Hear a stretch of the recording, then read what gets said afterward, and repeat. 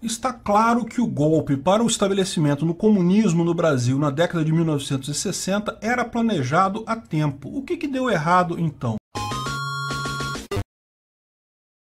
Se você já viu alguma discussão sobre o regime militar, certamente você já se deparou com aquele argumento de que nunca houve qualquer ameaça comunista no Brasil. De modo geral, a opinião majoritária da mídia e na historiografia é no sentido de que não havia uma real ameaça de tomada de poder pelos comunistas, por alguns motivos que podem ser resumidos da seguinte forma. Primeiro, os comunistas estavam em pequeno número no Brasil. Segundo, o presidente João Goulart e os demais líderes da esquerda não eram comunistas, e sim social-democratas. E terceiro, as acusações de infiltração de agentes comunistas e preparação de guerrilhas para tomar o poder eram totalmente falsas. Porém, mesmo que essa seja a narrativa oficial, muitos até hoje se perguntam se o Brasil poderia ter se tornado uma nova Cuba se não houvesse a intervenção militar de 64. Por isso, o conteúdo de hoje foca em analisar uma série de evidências deixadas de lado pela versão oficial, adotada pela maior parte dos estudiosos,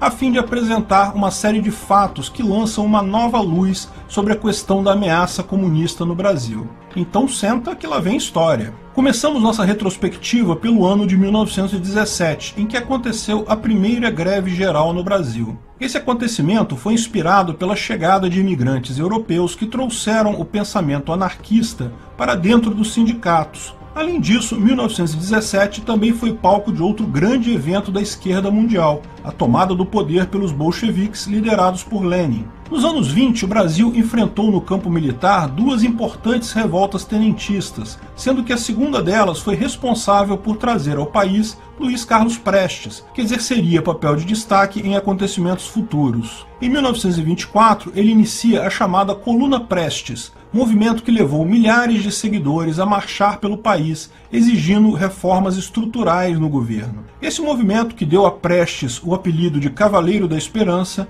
também é envolto em relatos de saques, estupros e assassinatos ao melhor estilo Lampião. Para escapar da justiça, Prestes foge para a Bolívia, onde mergulha no estudo do marxismo, e parte dali para a União Soviética de Stalin, de onde voltaria em 1935 para tentar um golpe de Estado. Ao lado de Olga Benário, do movimento Aliança Nacional Libertadora, Prestes executa a primeira tentativa de golpe comunista no Brasil em novembro de 1935, liderando um levante de militares no Rio de Janeiro, Recife e Natal. Porém, o movimento fracassou e os principais responsáveis acabaram presos. O evento foi apelidado de Intentona Comunista e acabou servindo como justificativa para a ditadura varguista do Estado Novo. Prestes a permanecer na prisão até 1945, quando ocorre a anistia que permite a Prestes novamente exercitar sua militância do PCB e disputar eleições legislativas, na qual consegue cadeira de senador.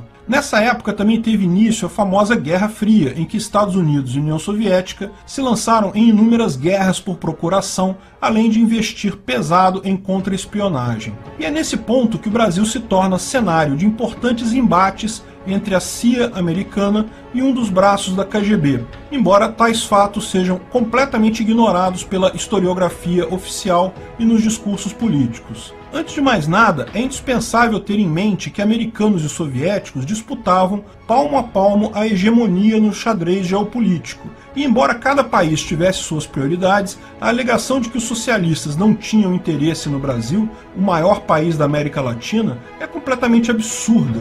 Vide o retorno de Prestes como homem da União Soviética para liderar a intentona comunista. Verdade seja dita, a certeza dos projetos soviéticos vem do melhor tipo de fonte que um pesquisador poderia querer: documentos do próprio bloco soviético. No tocante à questão das ações de agentes soviéticos em solo brasileiro, boa parte da nossa pesquisa está amparada no trabalho de Mauro Abranches Kraensky e Vladimir Petrilak, autores do aclamado 1964, O Elo Perdido. O Brasil nos arquivos do Serviço Secreto Comunista. Nesse livro, os autores apresentam relatórios de agentes secretos, planos de operação, recibos de pagamentos de colaboradores brasileiros e sistemas de propaganda e desinformação projetadas de dentro da cortina de ferro. Os documentos apresentados vêm do Instituto para o Estudo de Regimes Totalitários da República Checa, país sede da STB, uma instituição de inteligência e espionagem que trabalhava como braço da KGB na cortina de ferro. Entre os feitos da conspiração vermelha nos anos 50 e 60 no Brasil, merecem destaque a aquisição de influência em 2 jornais, uma editora, dezenas de agentes e um plano para a abertura de um canal de TV. Seus agentes também conseguiram acesso a políticos de alto escalão, o que incluiu o gabinete dos 3 últimos presidentes civis antes de março de 64. Em 1952, a inteligência checa iniciou seu programa de espionagem no Brasil, e embora no início as coisas fossem trabalhosas, a começar pela dificuldade do nosso idioma, o STB delineou um plano ousado de ação, em que um dos focos era se aproveitar do sentimento nacionalista brasileiro. Você pode não imaginar, mas havia por aqui um sentimento patriótico e anti-americano bastante forte, impulsionado pelo fervor nacionalista gestado no governo Vargas. Basicamente, os políticos e o empresariado nacional estavam engajados em não se tornar um mero quintal dos Estados Unidos, seja lá o que tal meta significasse. Para não se tornar subalterno dos americanos, valia de qualquer coisa, até estabelecer relações políticas e comerciais com o bloco comunista. Os comunistas eram cuidadosos, mas mesmo assim, em 1958, a STB soube que as atividades de espionagem comunista tinham sido denunciadas ao ministro da Justiça. No entanto, curiosamente, o Brasil não tomou qualquer medida para dificultar a vida dos agentes da cortina de ferro. Essa, aliás, não seria a última vez que os políticos fingiriam cegueira diante do avanço soviético. Nesse mesmo contexto, tinha início a Revolução Cubana, que durou de 26 de julho de 1953 até 1º de janeiro de 1959. Também no fim dos anos 50, a inteligência tchecoslovaca já havia ultrapassado as primeiras dificuldades de adaptação brasileira e, para melhorar, Cuba oferecia aos comunistas não só um importante aliado, mas uma evidência de que um país latino poderia sim trilhar o caminho do socialismo. Na esteira do sentimento nacionalista, Jânio Quadros sai vitorioso na eleição de 1960 e começa a trabalhar pela aproximação do Brasil com a União Soviética. Esse fato viria a ser de fundamental importância mais adiante. Com Jânio e Goulart na presidência, as relações comerciais e diplomáticas são totalmente reestabelecidas entre o Brasil e a União Soviética. Não obstante, nesse período, o país já atravessava uma grave crise financeira. Em 62, com a crise se aprofundando, os tchecos tiveram uma reunião com um colaborador de dentro da política brasileira, identificado nos registros secretos apenas como Lauro. Com relação à preocupação de que a direita poderia tentar um golpe, o colaborador de pseudônimo Lauro afirmou que as forças democráticas certamente estavam preparadas para tal situação. Disse que já havia um grupo preparado para iniciar a guerrilha, que por enquanto o grupo era pequeno, mas possuía contratos com as ligas camponesas chefiadas por Julião. A organização e o equipamento ainda estavam em formação. No ano seguinte, o trabalho de organização seria finalizado. O homem mencionado nos arquivos soviéticos era Francisco Julião, que muito antes da intervenção de 64 já trabalhava intensamente pela causa socialista. Provavelmente essa declaração é das que encontrará maior resistência entre os simpáticos ao socialismo, dado que a cartilha oficial reza que socialistas brasileiros eram todos pacifistas antes do regime militar. Mas os fatos falam por si. Em 1962 aconteceu o acidente aéreo do voo Varig 810, no qual quase 100 pessoas morreram. Nos destroços foram encontrados documentos ligando Cuba ao treinamento de guerrilheiros no Brasil. A revista O Cruzeiro, na edição de 22 de dezembro de 1962,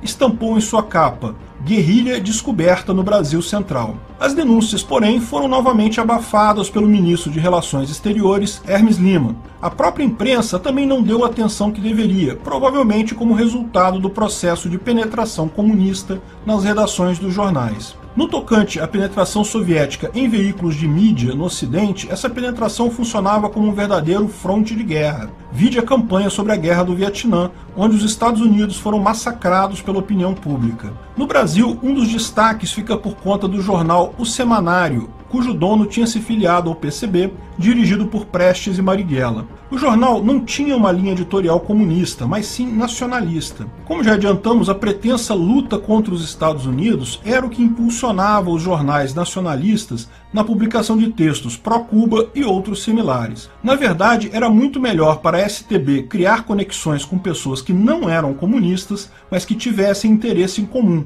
Isso ajudava a despistar as reais intenções dos envolvidos na conspiração. Segundo Lawrence Britt, codinome do espião tchecoslováquio Ladislau Bittman, até 1964, o Serviço de Inteligência Tchecoslováquio possuiu um jornal no Brasil. Após o golpe, a edição desse jornal foi interrompida pelo novo governo e o serviço tchecoslovaco perdeu, dessa maneira, um canal para sua propaganda. Esse depoimento foi dado pelo mencionado agente comunista após deserdar e entregar segredos soviéticos em uma audiência na subcomissão do Senado americano.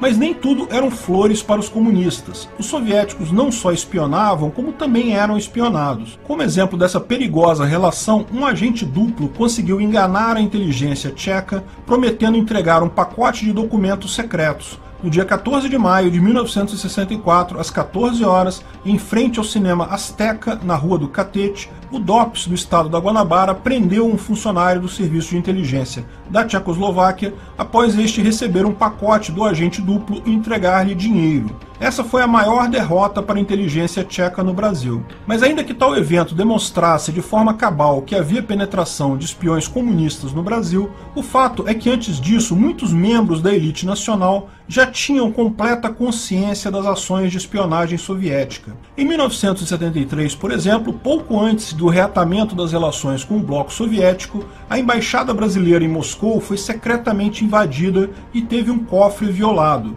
E mesmo constando que a KGB estava quebrando a confiança da diplomacia brasileira, João Goulart, que todos diziam não ser socialista, afirmou que esse incidente não pode vir a público para não fornecer argumentos às forças de direita no Brasil. Simultaneamente, o mesmo Prestes, da intentona comunista, estava envolvido na realização de grandes eventos internacionais em prol de Cuba, onde discursavam desde generais simpáticos ao regime, políticos socialistas da América Latina e diversas personalidades influentes na época. Não importa o que digam as esquerdas, que adoram inventar que não havia iniciativa de golpe comunista no Brasil, que o exército deu um golpe usando isso como mera desculpa, o que sabemos hoje, inclusive com provas documentais, é que sim, a ameaça existia. Mas se houve tanto planejamento, tanta intenção, por que os comunistas não conseguiram tomar o poder no Brasil? Os documentos obtidos do Serviço de Inteligência da Tchecoslováquia, o STB, mostram claramente que havia um planejamento do bloco soviético para a transformação do Brasil em uma república socialista no contexto da Guerra Fria. O planejamento detalhado desse golpe, feito pelo bloco soviético, talvez tenha acabado falhando por culpa da pressa dos revolucionários brasileiros e cubanos em concluir o negócio, e, lógico, pela ação do exército evitando o golpe com a contra-revolução de 1964. Na verdade, as ações de Cuba demonstram que os caribenhos estavam bem mais afoitos para exportar sua revolução do que a própria União Soviética. Como se sabe, Cuba chegou ao ponto de ter armas nucleares engatilhadas contra os Estados Unidos e teve participação intensa nas revoluções comunistas na África, para onde chegou a enviar tropas lideradas pelo próprio Che Guevara. As revoluções na África, a propósito, também demonstram que não havia distância que os comunistas não estivessem dispostos a transpor para levar sua revolução, a ponto de Cuba chegar a invadir o longínquo Israel na Guerra do Yom Kippur. Segundo Jonathan Brown, pesquisador de história latino-americano na Universidade de Texas e autor do livro O Mundo Revolucionário de Cuba, só na América Latina a lista de países que tiveram alguma tentativa de insurreição cubana incluem Panamá, Nicarágua, República Dominicana, Haiti, Argentina, Venezuela, Peru, Guatemala, Colômbia, El Salvador e Bolívia. Um guerrilheiro comunista cuja história merece ser contada é o padre Alípio de Freitas. Desde 1961, ele já era colaborador das Ligas Camponesas e recebia treinamento na ilha caribenha. Em 1962, ao retornar de uma viagem para Moscou, ele abandonou de vez o vínculo com o catolicismo para se engajar na atividade revolucionária. Ele também foi um dos integrantes do movimento Ação Popular, fundado no Brasil em 1962, que teria um papel central na luta armada contra os militares após 64. No fim do regime, com a chamada redemocratização, o padre herege foi alçado ao status de herói, assim como muitos outros que foram homenageados e que receberam uma pensão oriunda do dinheiro que eu e você pagamos de impostos. Ora, antes de prosseguirmos com outras tantas evidências que ainda apresentaremos ao longo deste trabalho, cumpre salientar, ainda que de forma preliminar, que tais fatos já servem de evidência contra a maior parte dos discursos que tentam inocentar a esquerda de haver conspirado para tomar o poder antes de 64. Os acadêmicos e o consenso dos formadores de opinião sempre insistem que o Partido Comunista no Brasil era fraco e que a esquerda no Brasil era mais trabalhista do que revolucionária, tal qual seus famosos líderes Goulart e Brizola. Outros tanto afirmam que foram militares que provocaram a luta armada, que a militância socialista só se tornou violenta em resposta à repressão do regime. Muitas dessas informações já são desmentidas pelos fatos que aqui trouxemos, mas vale ainda relatar alguns pontos que desfazem o engano da narrativa vigente. Comecemos por Leonel Brizola, que apesar de não confessar ser comunista, em tudo agia tal qual um agente soviético. Em 1961, ele se encontrou com Ernesto Che Guevara em um evento no Uruguai, e a partir desse momento passou a nutrir grande admiração pelo revolucionário. Também por volta desse período, Brizola desapropriou duas empresas americanas que atuavam em solo nacional, a Bond & Share e a ITT, alegando que ambas haviam lucrado demais por aqui. Essas medidas autoritárias só encontravam paralelo na Ilha dos Castro, e, tanto lá como aqui, os atos eram alicerçados sob ferrenho anticapitalismo. Jânio Quadros, que na época era o presidente brasileiro, também não economizou nas homenagens a Che Guevara. Em agosto de 61, quando em visita ao Brasil, Guevara recebeu de Quadros a condecoração da Gran Cruz da Ordem Nacional do Cruzeiro do Sul e agradeceu ao presidente com o seguinte discurso: "Senhor presidente, como revolucionário, estou profundamente honrado com essa distinção do governo e do povo brasileiro.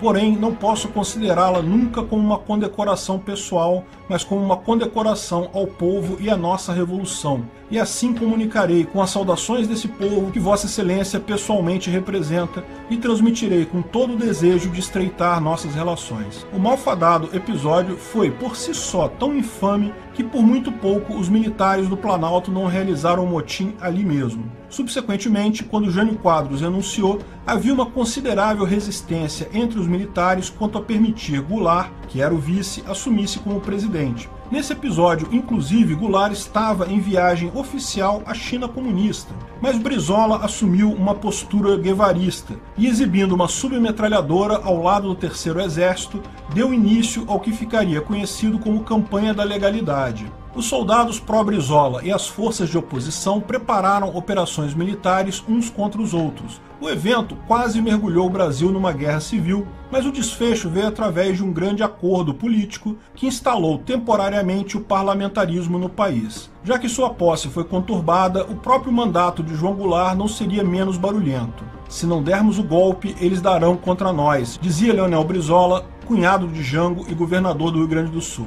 O governador esquerdista de Pernambuco, Miguel Arraes, afirmava o mesmo: "Volto certo de que um golpe virá. De lá ou de cá ainda não sei." Mas não eram apenas os caciques políticos que planejavam um golpe. Entre 1961 e 1962, o movimento revolucionário Tiradentes montou campos de treinamento de guerrilha em Goiás com financiamento do próprio Fidel Castro. A existência dessa guerrilha em Goiás foi descoberta graças aos documentos encontrados no acidente aéreo do Peru que já mencionamos. No campo político, o presidente aprovou uma Lei de Remessas de Lucros de 1962, que impedia multinacionais de enviar para fora do Brasil mais do que 10% do lucro por elas obtido. Goulart chegou até a enviar para o Congresso um decreto de estado de sítio que permitiria a ele prender opositores e passar reformas com que tanto sonhava. Mas mesmo com o apoio de certos líderes militares, os congressistas temeram que, ao alçar Goulart ao poder absoluto, eles mesmos ficariam à sua mercê.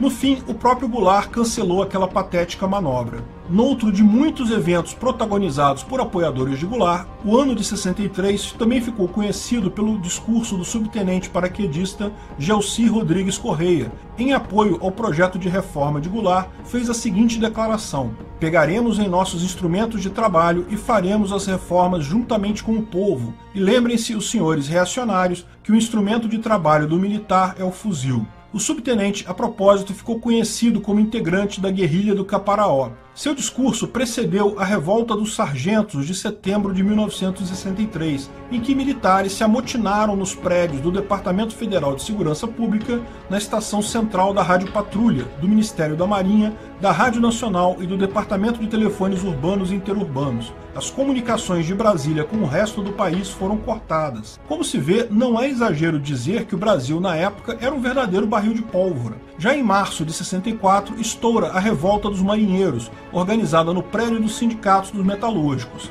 Após negociação, os militares revoltosos foram liberados sem qualquer reprimenda e sequer tiveram que ser processados por insubordinação, graças à anistia proporcionada por João Goulart. Em 30 de março, dois protagonistas da revolta, o Cabo Anselmo e o almirante Cândido Aragão, compareceram a uma reunião organizada pela Organização de Subtenentes e Sargentos da Polícia Militar no Automóvel Clube, na presença de Goulart, que indicava o apoio de Goulart aos revoltosos. Goulart, na ocasião, também protagonizou um discurso inflamado, que alguns dizem foi impulsionado pelo uso de substâncias não muito sacrossantas. Toda essa balbúrdia no exército, por configurar um grave caso de indisciplina em prol do presidente, fez com que muitos militares abandonassem qualquer lealdade que ainda tivessem ao mandatário. Nesse ponto, convém retroceder algumas semanas a fim de comentar o discurso de João Goulart na Central do Brasil, no dia 13 de março, em que o presidente, mesmo numa posição política delicada, fez um pronunciamento anunciando a desapropriação de numerosas propriedades para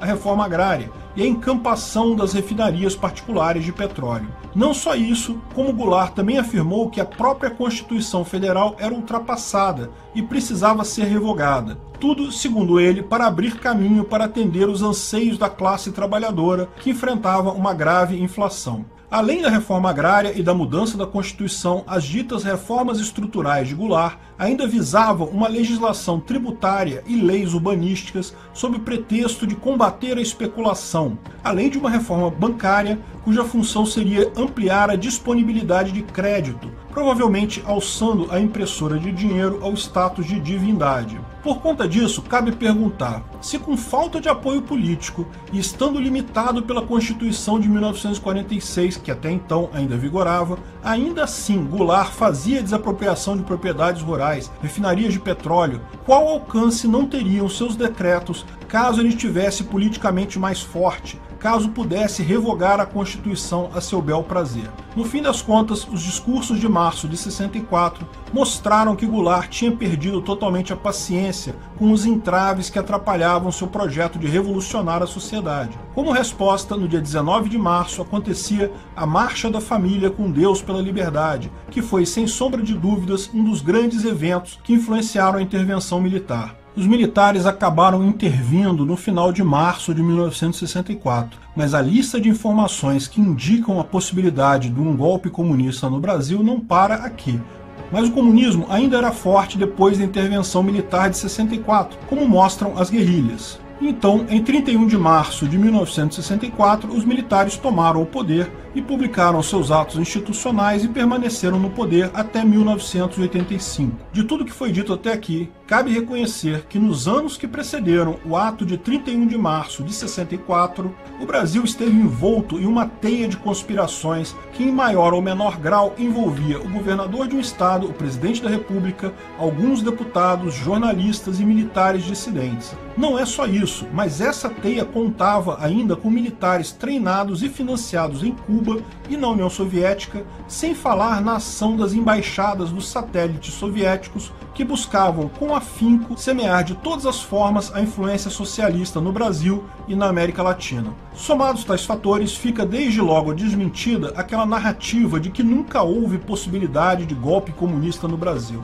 Não obstante, ao contemplar todo esse cenário de conspiração, espionagem, treinamentos em Cuba, formação de diversos grupos de esquerda no Brasil, seria justo indagar a seguinte questão: por que mesmo com tanto apoio e estrutura, os comunistas não conseguiram o poder? Bem, verdade seja dita, o próprio serviço secreto da STB teve que responder a essa embaraçosa pergunta em um dos documentos que relataram os eventos de março de 64. Dentre as razões apontadas pelo serviço secreto comunista, a explicação que sobressai é a falta de organização e excesso de triunfalismo na atitude dos socialistas brasileiros. Uma particularidade teórica dos marxistas é que eles acreditavam numa marcha inexorável da história rumo ao socialismo. Assim, por paradoxal que pareça, essa filosofia ateia parece se ancorar na esperança de que o próprio cosmos irá trabalhar em favor de uma vitória final do comunismo. Em suma, havia a crença na profecia de Karl Marx que a velha ordem sucumbiria diante da marcha inexorável da história. Embora pareça paradoxal imaginar milhares de comunistas com absoluta certeza da vitória contra o capitalismo, devemos lembrar que essa foi a época de ouro da União Soviética, e que ao menos eles podiam se gabar de ter enviado para o espaço o primeiro cachorro e o primeiro cosmonauta, além de terem dominado tão bem a tecnologia nuclear a ponto de criar a Tsar Bomba, que até hoje mantém o recorde de maior detonação nuclear da história. Por outro lado, se na União Soviética o domínio da elite do partido era absoluta, no Brasil haviam divisões que muito atrapalhavam as organizações dos comunistas. Embora houvessem diversos grupos engajados na causa, a grande questão sempre foi como colocar todas essas peças para funcionar de uma maneira uniforme. Desde os primeiros relatórios produzidos pelos tchecos lá na década de 1950, existem nos documentos diversas críticas aos costumes locais, como a mentira, o jeitinho brasileiro, o desleixo, a falta de pontualidade nas reuniões. No geral, o brasileiro não era visto como alguém de palavra e que arcasse com suas responsabilidades. O STB, em boa parte, culpa a indecisão de João Goulart pela ausência de uma resposta enérgica face ao movimento de 64. E tal fato, por incrível que pareça, chega a ser louvado pela esquerda pacifista moderna, que enxerga em Goulart um bom líder que não queria ver sangue derramado. Essa avaliação não vem apenas dos soviéticos, mas ecoa até por José Wilson da Silva, um dos militares próximos a Goulart, que ficou conhecido como Tenente Vermelho. Sua opinião sobre Goulart é que se ele tivesse 10% do vigor de Fernando Collor, o país teria avançado de forma extraordinária. Nas suas palavras, Jango não tinha pulso, não decidia, consultava e no final deixava para os outros decidirem. O tenente, ao que tudo indica, fazia parte do chamado dispositivo militar, que era uma das forças armadas que Goulart vinha aos poucos cooptando para sua causa. De toda forma, muito do que os comunistas levaram décadas para conseguir acabou caindo ao chão,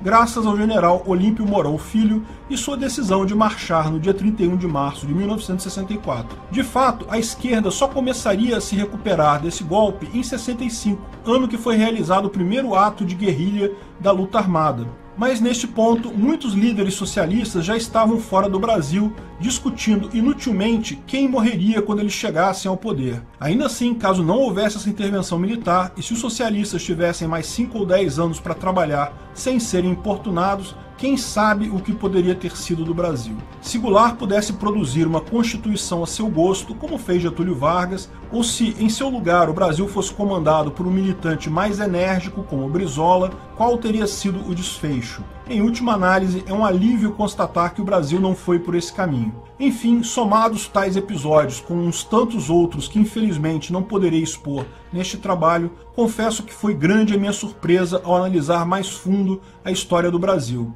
Antes, eu estava certo que os comunistas não poderiam oferecer qualquer ameaça significativa em 1964. Até suspeitava que a própria ação dos militares tivesse sido precipitada. Mas ao deixar os fatos falarem, tive que me render à única conclusão possível. Sim, o Brasil tinha chances de se tornar uma Cuba, não há como garantir que isso não aconteceria caso os militares não tivessem agido preventivamente. Nem mesmo as fraquezas e debilidades do movimento comunista servem de argumento para indicar que eles não fossem uma ameaça, pois, se naquele momento eles não tinham preparo suficiente para tomar o poder, tampouco seria desejável que os militares esperassem até seus inimigos estarem 100% preparados para só então tomar alguma providência. E pelo histórico, olhando todos os avanços que comunistas tiveram por aqui a partir da década de 50, não seria surpreendente que eles pudessem representar uma séria ameaça em um curto espaço de tempo. Não obstante, isso não é uma chancela incondicional do regime militar.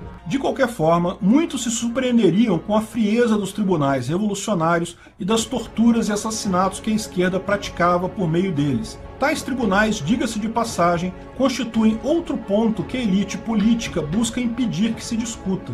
De toda forma, nas últimas décadas, quase 100% dos relatos sobre esse período foram produzidos segundo a ótica dos socialistas e, portanto, valeria a pena compilar as informações desse trabalho a fim de fazer um contraponto, mesmo que significasse advogar indiretamente em favor de homens controversos como Castelo Branco ou Geisel. Fica, portanto, registrada minha contribuição para o esclarecimento desse importante episódio da nossa história. Obrigado por sua audiência.